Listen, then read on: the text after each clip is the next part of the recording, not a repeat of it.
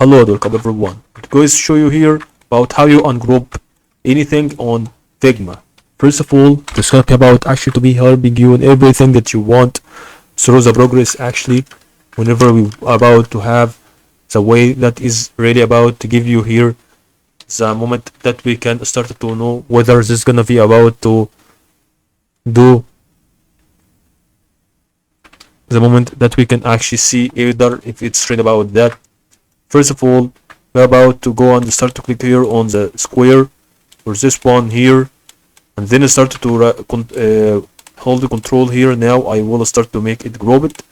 So as you can see, this is really the group that you would like to start to see whether this is the group one. Even if you want to do that, if you start to move like this, it will be returned to the same place and not absolutely have a certain thing whether on that.